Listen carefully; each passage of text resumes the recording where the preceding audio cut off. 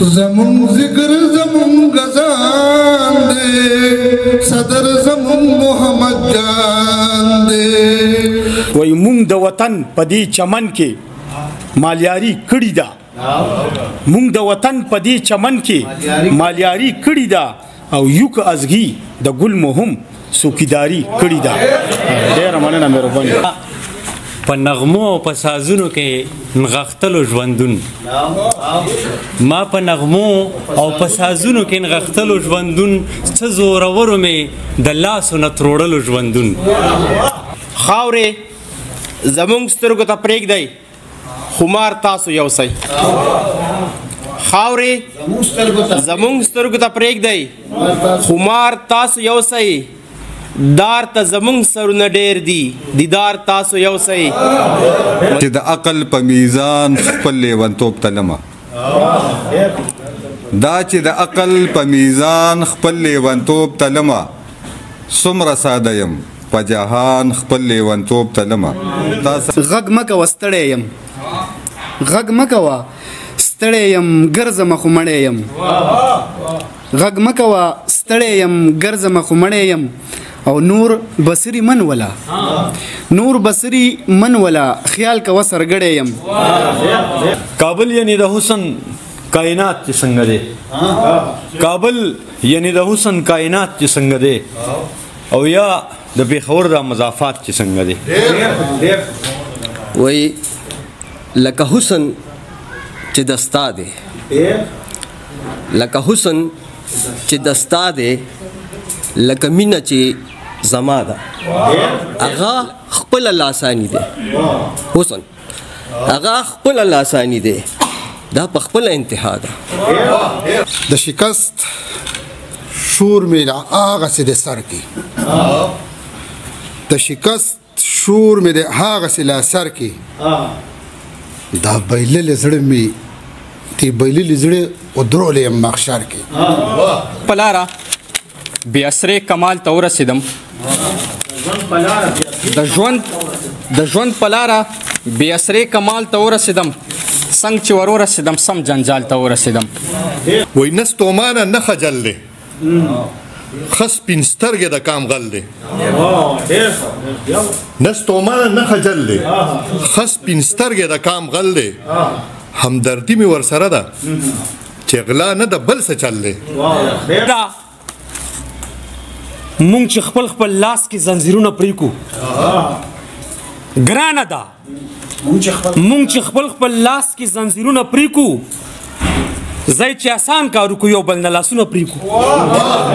بل ته انتظار دی یو بد شکلا کارجن دیو زړه د کاڼي پتن کې کله سپین صادر کې راشي سوي او برباد افغانستان دی او زما زړه د یار د یاد افغانستان دی زویم یو دی که کونړ که باجوړ دی زویم یو دی که کونړ که باجوړ دی او ته وې مړه خیر آباد افغانستان دی. شروع کوم په نامه د خدای چې بخونکی او مهربانه بادشاه دی. ګرانو عزتمندو ملګرو ستاسو ټولو مېلمنو شاعرانو ادیبانو همزولو ملګرو زه یو جهان مننه ادا کوم چې تاسو نن په دې مصروفه ورځ باندې چې د اتوار ورځ ده او اکثر په دې باندې خادینې او زموږ ټول سره یو ځای شوي دي ورځې ته کتنئ او په دې باوجود تاسو موږ ته اوس پته ده چې په دې ګوند کې مو ودونه دي داسې هر ځای کې ودونه دي او تاسو دلته ګډون وکړو زه ستاسو ډېر زیاته مشکور یم یو جهان مننه مو ادا کوم او څنګه چې تاسو ته پته ده چې دا نننۍ غونډه زموږ د خوشحال ادبي ثقافتي جرګې صدر حاجي محمد جان جاګیر صاحب په خپل خواهش جوړه کړې وه او د ډېرو ورځو نه دا خیال و چې را زه د خپل خاص یو څو مخصوص ملګري دلته خپل ځای ته راوغواړم او ما سره ناسته وکړي لکه د ادب بحث او مباحثه وشي او مشاعره وشي نو ډېره به ښه وي. نو په دا زموږ څو ورځې مخکې تقریبا یو 2 هفتې مخکې 3 هفتې مخکې زموږ د ستر انقلابي شاعر ادیب سیاستوال او د هغوی د فکر و فن وارث سیاسي سماجي او ادبي شخصیت ګران ایمل خټک صاحب هم تشریف راوړ. ګران عزتمندو ملګرو دا پروګرام زه مخ په وړاندې بوځم، خو څنګه چې تاسو ته پته ده چې دلته زموږ په دې محفل کې یو داسې ستر شخصیت د پښتو ژبې و ادب نامتو شاعر ادیب دا تقریبا کم و زیات د 52 کتابونو لیکوال او د 4 رسالو ایډیټر پاتې شوی دی او دغه رنګ د پاکستان نه علاوه هغوی په انټرنیشنل سطح باندې په نورو ولایتونو ملکونو کې هم دا ادبي لولو سیمینارونو کې هغوی برخه اخیستې ده او زمونږ فخر زمونږ دا شمله اوچته کړې ده او پښتو ژوندۍ ساتلې ده. نو هغه ته خپل سفرنامې څو لیکلي دي، نو هغه ته په څو دغه کې تقریبا په پروګرامونو کې چې په سوات پریس کلب کې هغه ته د بابای سفرنامه خطاب هم ورکړی شوی او دغه رنګ د آفتاب احمد شیرپاو کور کې چې کله یو ادبي لویه غونډه جوړه کړې وه نو د عباسین صاحب په وینا باندې هم لکه آیم ورته د بابای سفرنامه خطاب ورکړی او دغه رنګ اوس نن سبا د یور وایس ټي وي لندن چینل نماینده هم دی، نو هغوی دلته نن راغلي دي او د دې محفل به صدارت کوي. زما مراد د ډېر ګران او عزتمند ملګري د سید صابر شاه صابر نه دی. زه هغوی ته خواست کوم چې راشي او په سټیج باندې د صدارت دا چوکۍ سنباله کړي. جناب سید صابر شاه صابر صاحب.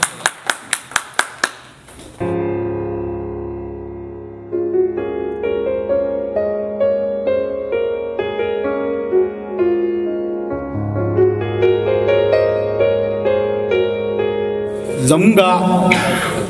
د دې محفل د دې غونډې او د دې محفل شمع او د دې محفل سرخیل ډېر ګران او عزتمند د کانیډین راغلی ملمو شاعر ادیب سیاسي او سماجي شخصیت د بابا د فکر و فن وارث د څو کتابونو لیکوال هم دی. د ما مراد د ایمل خټک صاحب نه دی. هغه ته خواست کوم چې راشي په سټیج باندې د اعزازي ملمو کرسۍ سنباله کړي. جناب ایمل خټک صاحب.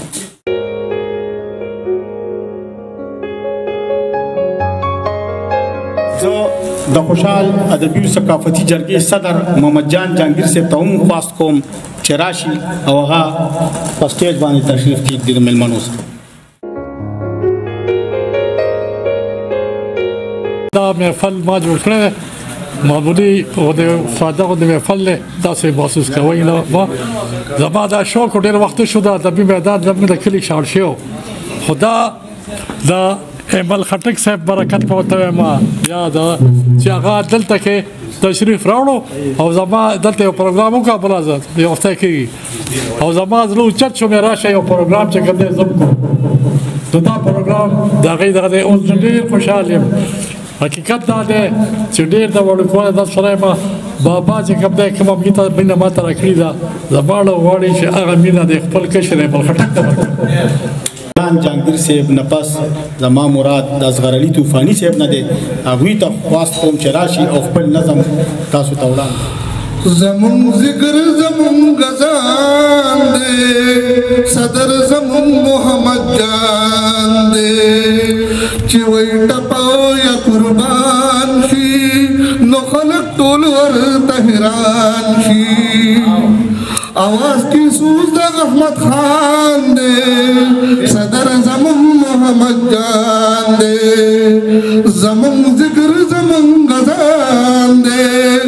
सदर जमन मोहम्मद जान दे. اوس د روایتو تر مخه زه هم یو خپل غزل تاسو ته ډالۍ کوم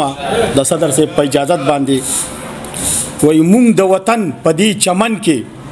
مالیاری کړی دا مونږ د وطن په دې چمن کې مالیاری کړی دا او یو که ازغي د ګل مهم سوکیداری کړی دا. ډېر مننه مهرباني. وای مونږ د وطن په دې چمن کې مالیاری کړی دا او یو که ازغي د ګل مهم سوکیداری کړی دا او دا مونږ زړونه په یو بل هسې بیللي نه دي دا مونږ زړونه په یو بل هسې بیللي نه دي مونږ په میدان کې د سرونو جواري کړې ده ډېره مهرباني او مونږ غریبۍ کې هم په مینه کې پښتو کړې ده مونږ غریبۍ کې هم په مینه کې پښتو کړې ده نه مو سجدې لا چاته کړي نه زاري کړې ده ډېره مننه مهرباني ډېره مننه مهرباني او خپل بل ځوان شاعر منهاج سمندر خټک صاحب ته خواست کوم چې راشي او خپل کلام تاسو ته ډالۍ کړي ما په نغمو او په سازونو کې نغښتلو ژوندون ما په نغمو او په سازونو کې نغښتلو ژوندون څه زورورو مې د لاسو نه تروړلو ژوندون او زه د حالاتو نه مجبوره یو بېوسه قیدي زه د حالاتو نه مجبوره یو بېوسه قیدي د سترګو وړاندې مې تالا والا کېدلو ژوندون د جمال ادبي جرګې سره تعلق لرونکي ډېر ښه شاعر جناب سهیل ننګیال صاحب ته خواست کوم چې راشي او خپل کلام تاسو ته وړاندې کړي جناب سهیل ننګیال صاحب زیاته مننه په سټیج ناستو مشرانو ماته مخامخ زما ملګرو شاعرانو دیوانو پښتنه مینه درنښت خاورې زمونږ سترګو ته پرېږدئ خمار تاسو یوسئ خاورې زمونږ سترګو ته پرېږدئ خمار تاسو یوسئ دار ته زمونږ سرونه ډېر دي دیدار تاسو یوسئ مننه جی او روح د خوشحال د ډېره سخته مغل خیلو ته وی روح د خوشحال د ډېره سخته مغل خیلو ته وی پښتون بېننګه شو زما د دستار تاسو یوسئ زه اوس ننوخار نه راغلی مېلمه شاعر زمونږ ډېر ګران ملګری انعام الله مجروح صاحب ته خواست کوم چې راشي او خپل کلام تاسو ته وړاندې کلام دی چې دا چې د عقل په میزان خپل لیونتوب تلمه دا چې د عقل په میزان خپل لیونتوب تلمه څومره ساده یم په جهان خپل لیونتوب تلمه تا سره نشته د مولا هغه د علم تله تا سره نشته د مولا هغه د علم تله په کومه تله چې قربان خپل لیونتوب تلمه کومه په بدل کې ترې مینه غواړم سر ورکومه په بدل کې ترې مینه غواړم دار ته ورخیجم په جانان خپل لیونتوب تلمه او دغه جذبه مې د ازل حسیني راوړی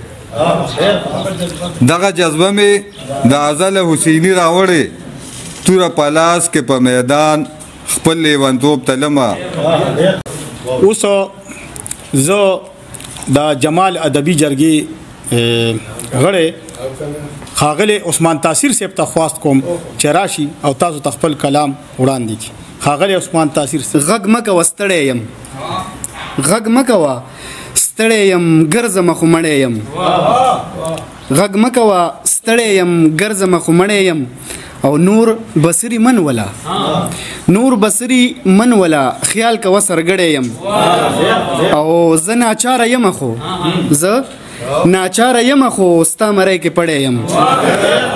مننه او خپې هم نه وي لاس او خپې هم نه وي داسې خلکو وړی یم او نور محبت څنګه وي نور محبت څنګه وي غم دې تبا کړی یم او پوه نه یم یو هم د چا نه منم یو هم د چا نه منم زه داسې وګړی یم اوس د ګندهارا ادبي جرګې پخوانی مشر سکتر او ډېر ګران ملګری طارق تاثیر صاحب ته خواست کوم چې راشي او خپل کلام تاسو ته وړاندې کړي جناب طارق تاثیر کوم راته یاد دی به ته ویم کابل یعنی د حسن کائنات چې څنګه دی کابل یعنی د حسن کائنات چې څنګه دی او یا د پیښور د مضافات چې څنګه دی او جنت د ښایستونو نغمزار دی مولا وای بیخي لکه زمونږ د بر اسوات چې څنګه دی روزو ته بڼو ته ضرورت څه دی او دیغه شو لیندو ته ضرورت څه دی او بیا چې ښکلولې شرک دی کفر دی نو خدایه ننګو ته ضرورت څه دی او پی ایم خو یې ګوري نه دستخط کوي پی ایم ته چشمو ته ضرورت څه دی پی ایم خو یې ګوري نه دستخط کوي پی ایم ته چشمو ته ضرورت څه دی او رستو کېږي پنیولې رستو کېږي پنیولې نو مزه کنه تلو ته ضرورت څه دی زه اوس د خوشحال ادبي ثقافتي جرګې یو سینیر ملګري ما مراد د مشتاق علي شبنم صاحب دی هغوی ته خواست کوم چې راشي خپل کلام تاسو ډالګي جناب مشتاق علي شبنم تنها صاحب څه دغه کړی چې تاثیر صاحب کله وای دویم نمبر ورپسې زما کی نو تاثیر صاحب خدا چې خسته ویلی چې بیا موږ نار سم بس پاتې شو نو عجیب اتفاق دی غزل له وای لکه حسن چې دستا دی لکه حسن چې دستا دی لکه مینه چې زما ده هغه خپل لاسانی دی حسن هغه خپل لاسانی دی دا په خپل انتها ده او لکه څنګه چې ستا مخ دی لکه څنګه چې ستا مخ دی لکه څنګه زما اوخ کې هغه خپل لکه ګل دی ستا مخ هغه خپل لکه ګل دی دا هم پر خده سبا ده اوس د ګندهارا پښتو ادبي جرګې مشر سکتر خپل ګران ملګری شوکت علي شوکت صاحب ته خواست کوم چې راشي او خپل کلام تاسو ډالۍ کی جناب شوکت علي شوکت د شکست شور مې لا هغه څه د سر کې د شکست شور مې د هغه څه لا سر کې دا بیلل زړه مې تی بیلل زړه او درولې مخشر کې اوس سړکونه وګمې پور تشویراشه اوس سړکونه وګمې پور تشویراشه د ګلونو کار مې کړی دی پر خار کې اوس زه یو بل شاعر وقاص خټک صاحب ته خواست کوم چې راشي او خپل کلام تاسو ته ډالۍ کی جناب وقاص خټک ژوند پلاره بې اسرې کمال ته ورسېدم د ژوند پلاره بې اسرې کمال ته ورسېدم څنګه چې ورسېدم سم جنجال ته ورسېدم او د ژوند پلاره بې اسرې کمال ته ورسېدم څنګه چې ورسېدم سم جنجال ته ورسېدم او زه مرور لدې جهان په خپل ذات کې قید شم زه مرور لدې جهان په خپل ذات کې قید شم زه د خپل ذات مرور ملال ته ورسېدم مننه زه اوس د ګندهارا پښتو ادبي جرګې صدر ډیر ګران او محترم ډاکټر سراج بادر ساغر یوسفزي صاحب ته خواست کوم چې راشي او خپل کلام تاسو ته ډالۍ کی جناب ډاکټر سراج بادر ساغر یوسفزي صاحب ډیره مننه د تنها صاحب او خصوصي توګه باندې د محمد جهانگیر صاحب چې نن دا محفل لا جوړ کړی دی او دومره ښکلي قامي مشران په سټیج ناستي او زما دپاره د ویاړ خبره دا ده چې امل خټک صاحب سره زما تقریبا 13 کاله پس ملاقات کیږي بیا صابر شاه صابر صاحب چې کوم دی نو زمونږ پیر چې په ډیرو ملکونو کې په بهرني هیوادونو کې د دې په صدارت کې مو پروګرامونه کړی دي په پیښور کې مو کړی دي پنجاب کې مو کړی دي خو نن په خپل خوره باندې په خپل کلی کې د اغوی په صدارت کې پروګرام کو نو ډیره مننه د محمد جهانگیر تنها صاحب چې دا محفل را جوړ کړی یو څو شعرونه دي وای نستومانه نه خجل دی خس پینسترګه د کام غل دی نستومانه نه خجل دی خس پینسترګه د کام غل دی همدردی می ورسره ده چې غلا نه د بل څه چل دی همدردی می ورسره ده چې غلا نه د بل څه چل دی او مخامخ اوګه د بل ده دا ټوپک مردار د بل دی مننه جی مخامخ اوګه د بل ده دا ټوپک مردار د بل دی او د منظر شاته بل سوکتی د منظر شاته بل سوکتی دا یقین مثل پسل دی مننه جی د منظر په شا بل سوکتی دا یقین مثل پسل دی سوک چې خوځي هغه سوځي څوک چې خوځي هغه سوځي ګنې کوم یو سړی شل دی څوک چې خوځي هغه سوځي ګنې کوم یو سړی شل دی.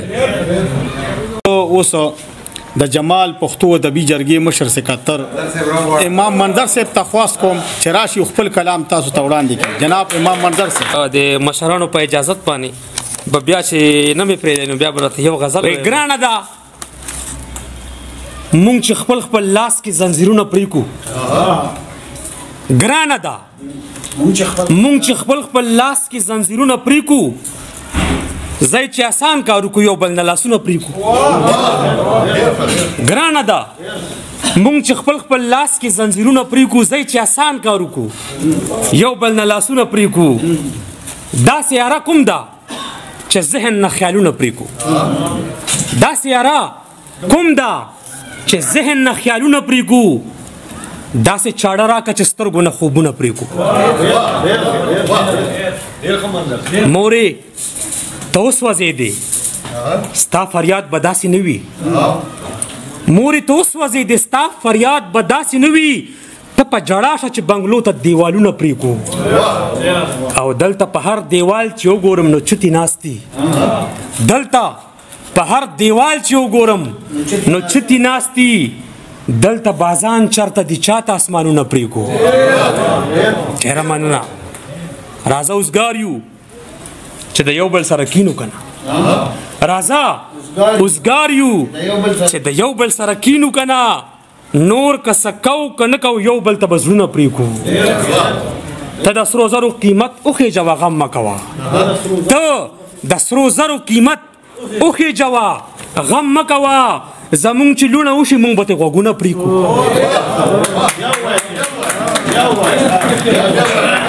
ته د سرو زرو قیمت وخېجوه غم مه کوه زمونږ چې لوڼه وشي مونږ به ترې غوږونه پرېږدو. راځه دې ملک کې د سندرو قدر چا کړی دی راځه دې ملک کې د سندرو قدر چا کړی دی راځه اوسګار یو د رباب نه به تارونه پرېږدو. ته سرتوره مه ګرځه نو دا هلکان پښتنې ته سرتوره مه ګرځه نو دا هلکان چې تا ته ښکته نه شي مونږ به ترې سرونه پرېږدو.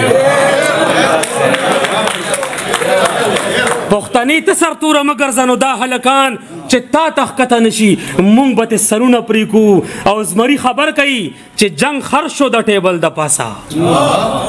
زمري خبر کوي چې جنګ خرڅ شو د ټیبل د پاسه مونږ که بازان ولیدل مونږ به ترې نوکونه پرېږدو.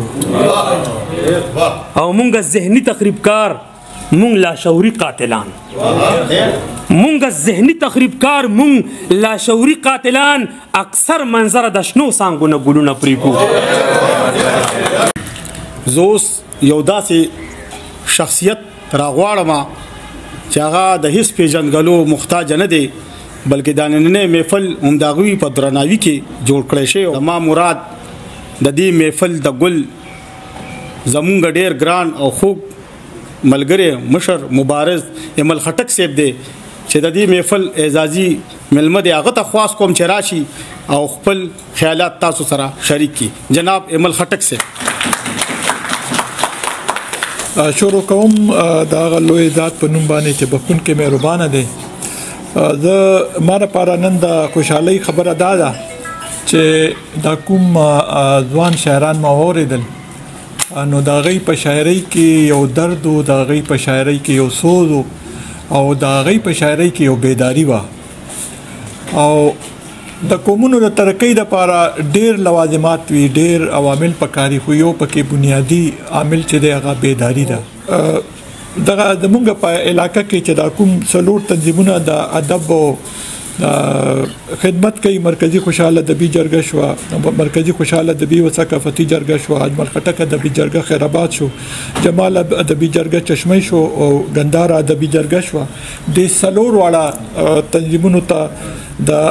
پښتون سوشل میډیا موومېنټ د طرفه د ستاینې واډونه د اعلان کوم او دا چې کله د بابا برسي نو په هغه برسي کې به دی ته دا د دې د خدماتو په اعتراف کې دا دی ته د غور کړي کی نمبر ته انتظار دی یو بد شکلا کارجن دیو زړه د کانی پتن کې کله سپین صادر کې راشي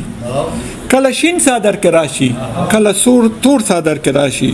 د ښکلا نه ډک چمن کې د وینو بخور کړي ټول چمن تاله واله کړي وار په وال قتل ښکلا کړي تل ګلونه په ژړاوي تل رنگونه په ژړاوي او بلبلان وي تل پساندو سلسله لا ختم نه ده انتقام لا سول نه دی وحشت لا سول نه دی د دهشت لا روي دی د اوس په اصلا سور دی د جنت خمار کې ډوب دی خدای خیر کړي د شر لوخ لا پزور دی ادم خور چې لا آزاد وي خانه سله خوشالېږي سله شکر تو باسي بچ کې دل د چا نشتا بس نمبر ته انتظار دی چې سبا نمبر د چا دی چې دستا دی او کزما دی زه اوس په دې شعرونو چې وای د دنیا تاجونه زار شاه د دنیا تاجونه زار شاه ستا د بخت ستا د شانه د لیلا په زنګون پروتي د مجنون سری گریوانا او مار وړي تاله ندي د سرو ګلو امبیلونه د جنت بلبلان سکي د دنیا د باغ ګلونه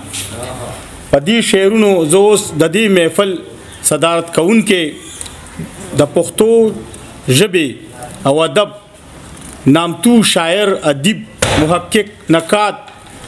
سفرنگار افسانه نگار او دانشور بابای سفرنامه ګران محترم ملګری سید صابر شاه صابر صاحب ته خواست کوم چې راشي او خپل صدارتي خبرې تاسو سره شریکې کړي جناب سید صابر شاه صابر صاحب ډېر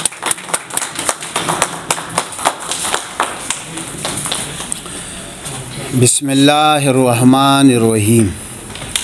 زما ډیرو قدرمنو ډیرو عزتمنو ملګرو څلور غنټې تقریبا شوي چې راغلی یو ناس یو زه نه غواړم چې تاسو به وګیم ډیر خلک یې خامخه زه په خپله د معدې بیمار یم کله کله د شوګر بیماران نو دومره خبرې وشوې خو زه درته دا حقیقت ویم چې ما ډیر ښه پروګرامونه ډیر لوی پروګرامونه تقریبونه سیمینارونه کتلي دي تللی یم شل دیرش ځل خو بهرو ملکونو کې لوی خو چې دا څومره په سکون ما دا مشاعره واورېده نو تاسو یقینو کې ډېرې کمې مشاعرې ځکه چې هره مشاعره د ګنټې نه زیاته اوږده شي نو څوک پاسي او څوک سکي خو دا ډېره منظم مشاعره وه د لوی شهباز خان د خاورې سره زما هم څه تعلق شته او د دې لویه وجه دا ده چې ما کله د ادبي جرګو تاریخ لیکلو دا په 1990 کې زما یو کتاب چاپ دی دا رنګ یو دومره غټ کتاب دی نو شروع مې هم د دې خاورې نه کړې وه او د خوشحال د قبر نه مې شروع کړې وه ځکه چې داسې مړونه نه مري اوس که تاسو د تاریخ څوک طالب علمان نو په دې یو ټکي به پوه شئ چې خلیق صاحب دا ټکی د کمې کتبې دپاره لیکلی و بیا په 1990 یو کم 90 کې چې مونږ کله په احمد شاه ابدالي سیمینار کولو ایریا سټډي سنټر کې نو مونږ ټول راغو د خوشحال بابا په قبر هم میټینګ وکړو دلته د احمد شاه بابا په ړومبي ځل د دې پښتونخوا د خاورې تاریخ کې سیمینار وکړو او دغسې منظر امام صاحب ناست دی او دا نور ملګریم چې څو کلونه مخکې د تاریخ لومبۍ صوبۍ مشاعره ما کوله نو هم لومبۍ میټینګ مونږ د خوشحال بابا د قبر نه کړی دې خاورې سره زما خپله طریقې او د ټول نه لویه خبره دا ده چې دا ایمل خان ناست دی چې زه په دې خبره فخر و ویاړ او افتخار کوم چې اجمل خټک بابا رسته ژوند تقریبا په سلو کې 3 کم سل زما په ځای کې تیر کړی دی او ما به بوتلو ډاکټر لا او ما به رحمان هسپتال ته بوتلو زما په ځای کې غریبۍ کې به شپې کولې او دا ایمل خان او عرفان خټک او هارون رشید دی بچ راغل دی به ورته ویل څنګه هغه ورته ویل بس زه دلته ډېر خوشحاله یم نو دا زما خپله خاوره زه ورکې ځان میلمه نه ګڼم جهانګیر صاحب د الله عزت وساتي دومره ښکلی تقریب را جوړ کړی دی نه به ورکوونکی تقریب چې 4 غنټې شو ملګری ناس خو څوک بور نشو زه دا ایمل خان ته هم یو خواست کوم چې ته پکې نیډا کې ناسې تا خو د ایوارډونو د 4-5 جرګو ته اعلان وکړو خو په کار دا چې صرف ایوارډ نه کیږي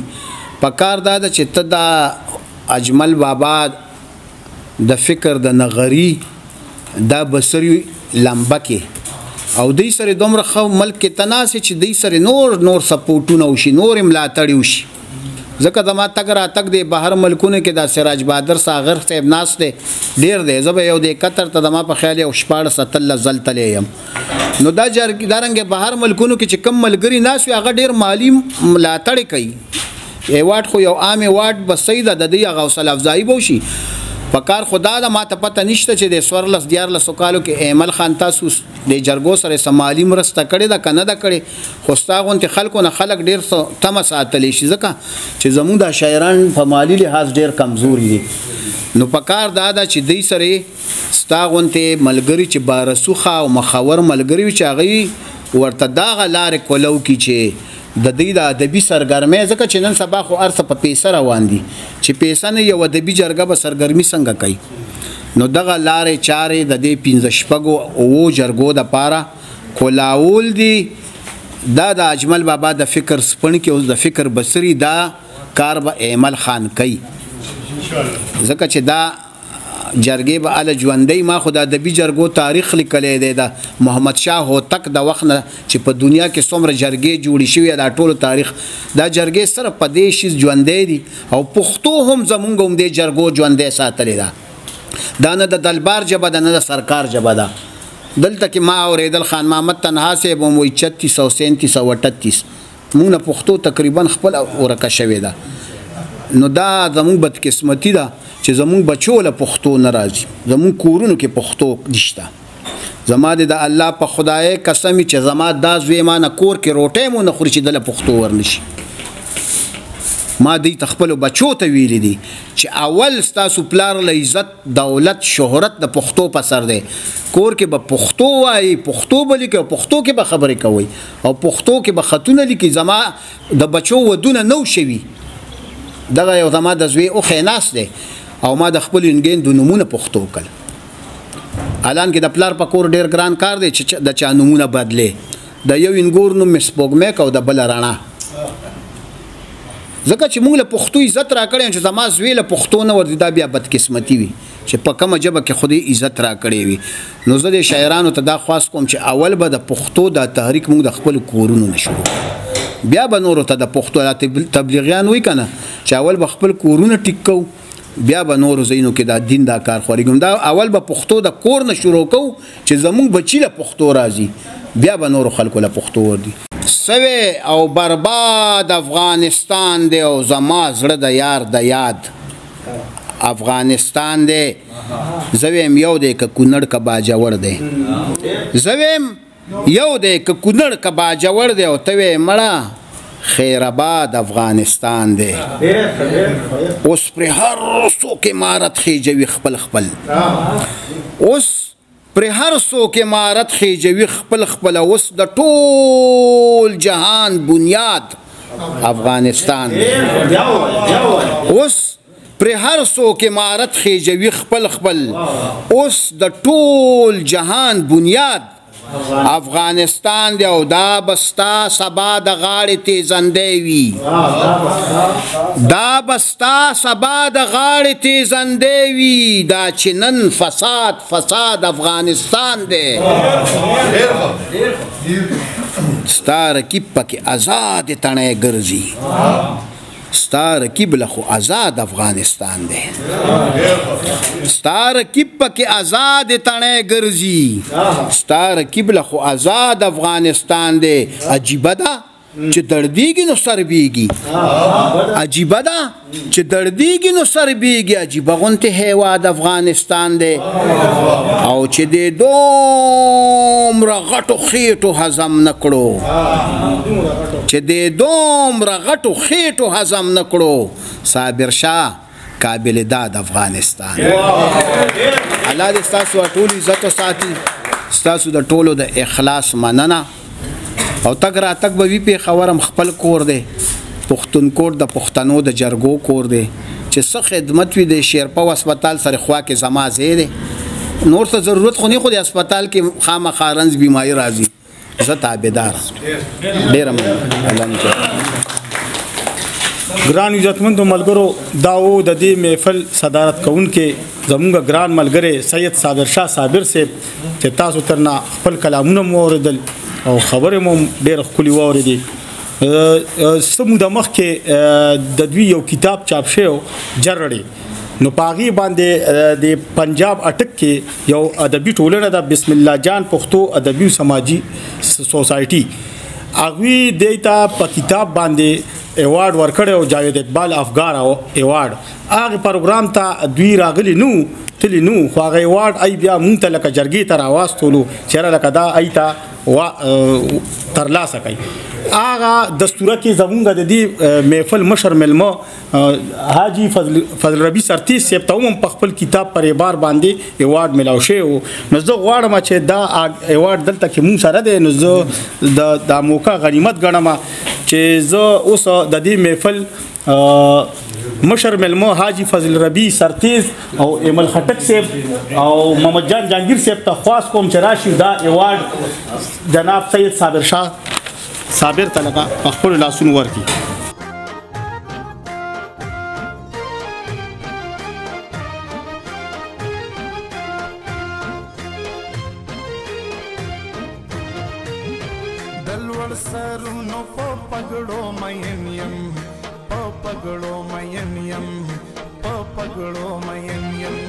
یما پختون په پختنو مین یم په پختنو مین یم په پختنو مین یم دلور سرونو په پګړو مین یم